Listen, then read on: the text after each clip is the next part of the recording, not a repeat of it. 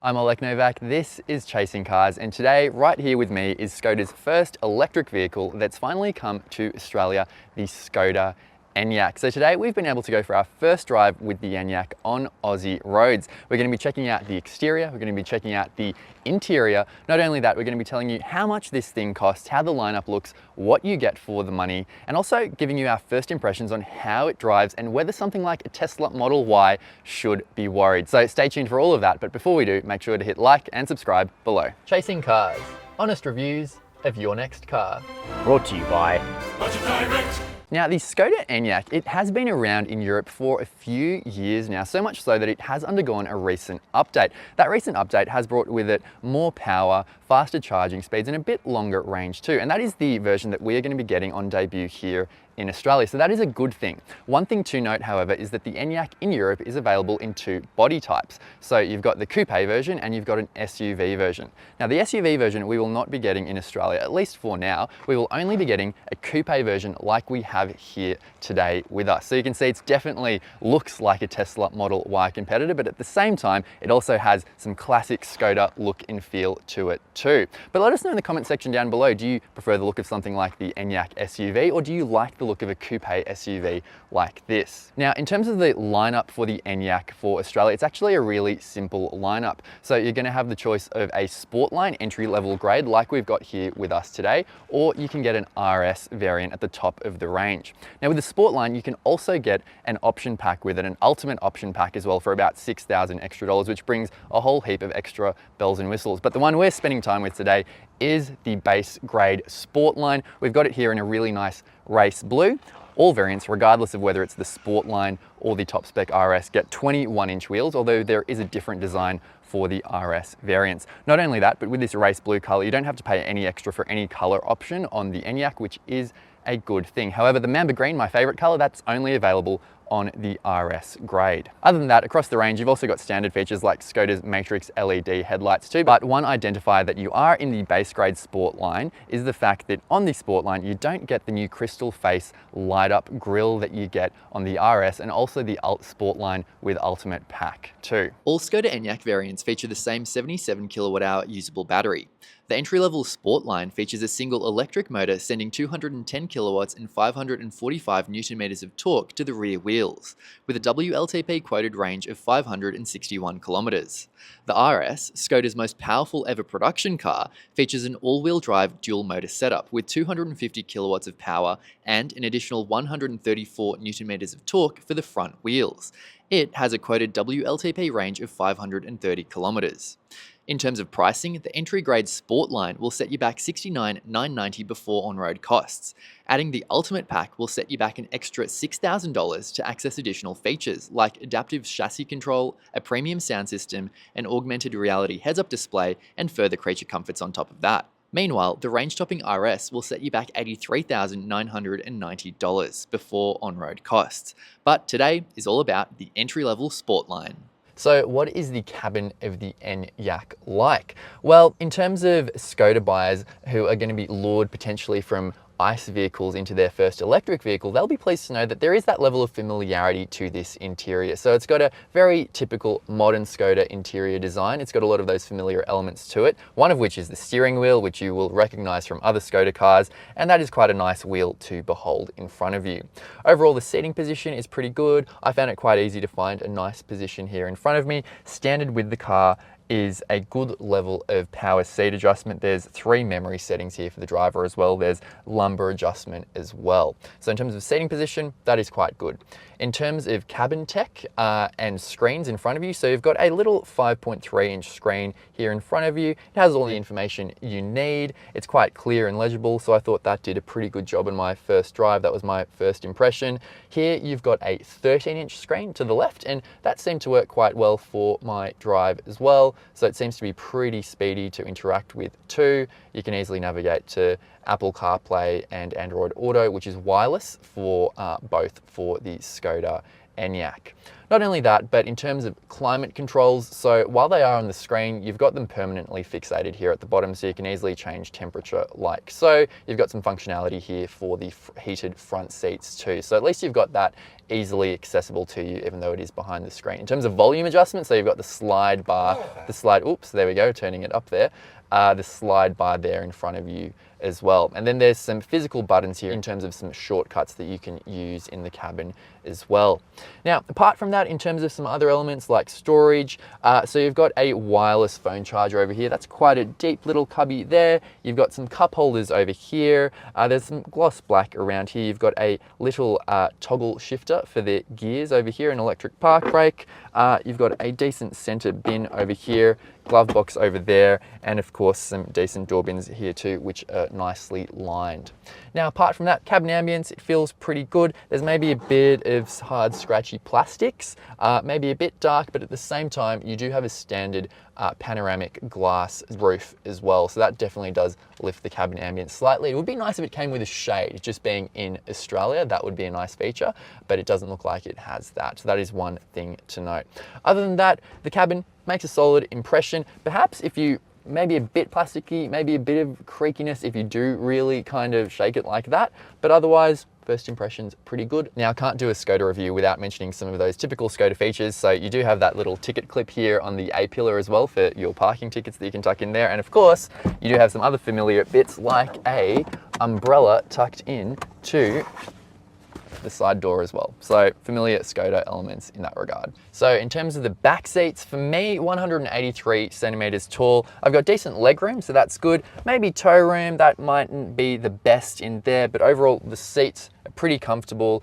As I mentioned, in terms of leg and knee room, that is quite good. I'm sitting behind my own driving position here. Headroom, look, my hair, which is spiked up a bit, is touching the sloping roof line a bit, so I guess that is a consideration. Just if you're going to have passengers in the back all the time, if they're going to be tall, maybe just check that out. Overall, it doesn't feel claustrophobic in it because we've got the panoramic glass sunroof, but yeah, that is kind of touching my hair there, unless I slouch a bit. But like I mentioned, seats pretty comfortable, so that's a good thing at least. Maybe a bit under thigh support, not too bad, that is a good thing. Other than that, in terms of interior amenities and cabin ambience, so you've got some features like a sunshade over here, which is a nice feature like so. We'll put that down. You've got some door bins over here. Again, maybe some harder plastics here in the back. You do have some map pockets either side and that nice little phone pocket there that Skoda also includes, which is a good thing. One thing that I didn't mention earlier is that you do have tri-zone climate control here in the Enyaq, which is a great thing. So in the rear, passengers can also control their own temperature, which is great. You've got two USB-C collections there as well. And given the packaging of this being an electric vehicle, you've got a fully flat floor, and we've got this cool little movable feature over here, which is an extra little cubby for storage, and you've got some cup holders here as well that you can fold down or open like so too. So that is a nice little extra feature over here. Visibility, pretty okay. Maybe the seats, because they're kind of one piece, so that might impact it slightly, but overall it's not too bad.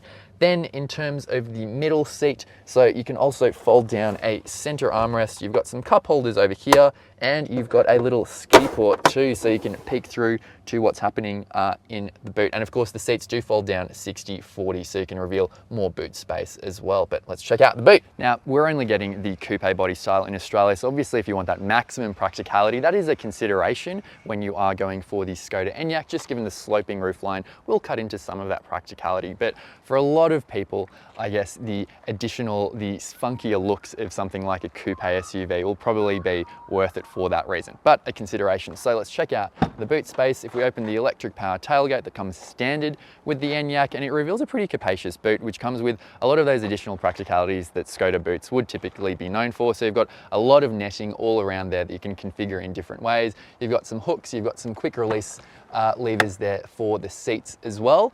And cool little feature, I like how you've got a little bag here that you can store the charging cables as well. And another good thing about the Enyaq is that it comes with both a mode 2 and mode 3 cable. So if you are at a charging station that doesn't have its own cables, you won't be left stranded. And of course, you can also charge it at home with a standard 3-pin wall socket. So it's good that it comes standard with those features.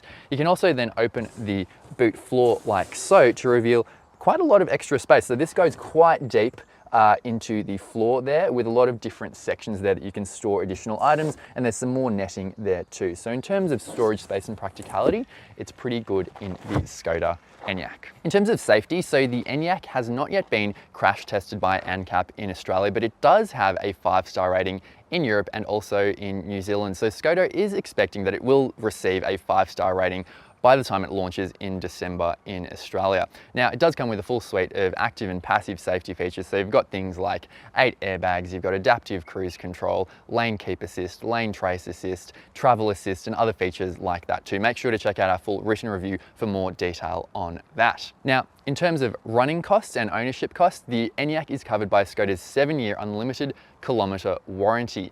Not only that, but the battery is covered by an 8-year, 160,000 kilometre warranty too. Then in terms of servicing, the service intervals for the Enyaq are every 24 months or every 30,000 kilometres. Not only that, but Skoda does offer a number of service packs as well. So what are my first initial impressions on our drive, which has predominantly been around country roads that we've been driving on today?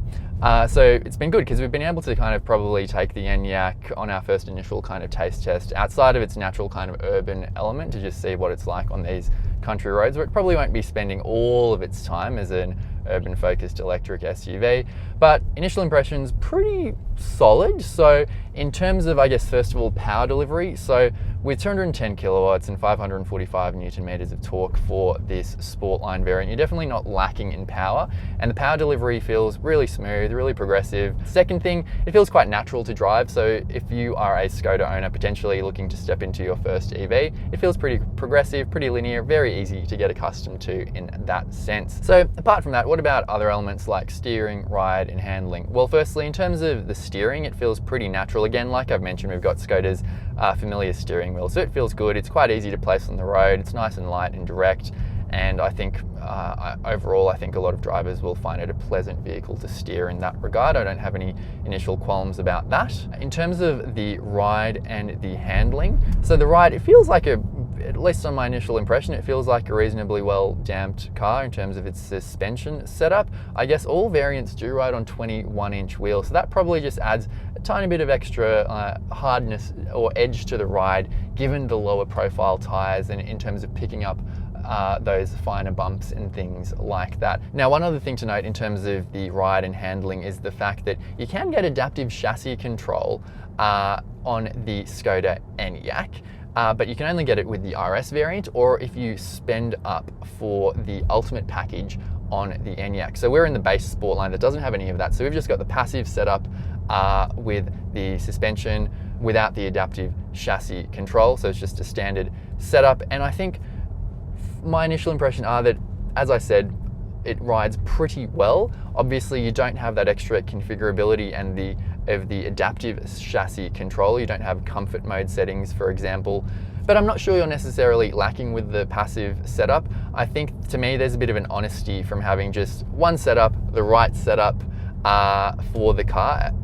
And I think I do appreciate that. So I'm not sure, you know, if you can live with some of those additional creature comforts that the Ultimate Pack brings, then I don't think you'll be left lacking for the Sportline, which is a pretty well-spec'd vehicle regardless of the Ultimate Pack. Then in terms of handling, look, on this initial drive that we've been on today, the Enyaq didn't really feel out of its depth, at least in the scenarios and the way I was driving it on these country roads. It seemed like a pretty competent handler.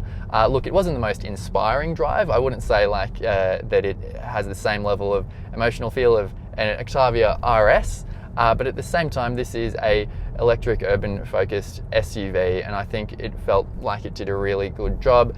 Apart from that, so it seems like quite a refined cabin. Obviously, being an electric vehicle, it does seem quite quiet. It seems quite well insulated, which is good.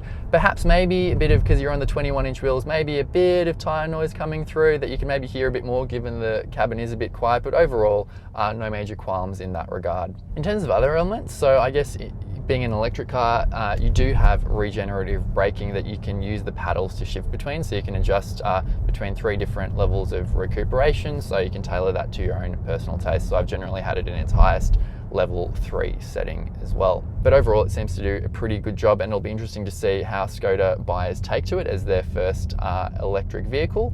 And also in terms of the body shape, it'd be nice if the SUV version was offered just to increase choice in the range and give that even more practical option. That's just my personal taste. I think the coupe looks pretty good, but I think having that conventional shape of an SUV is ultimately what I'd probably lean towards in terms of if I'm already getting an SUV.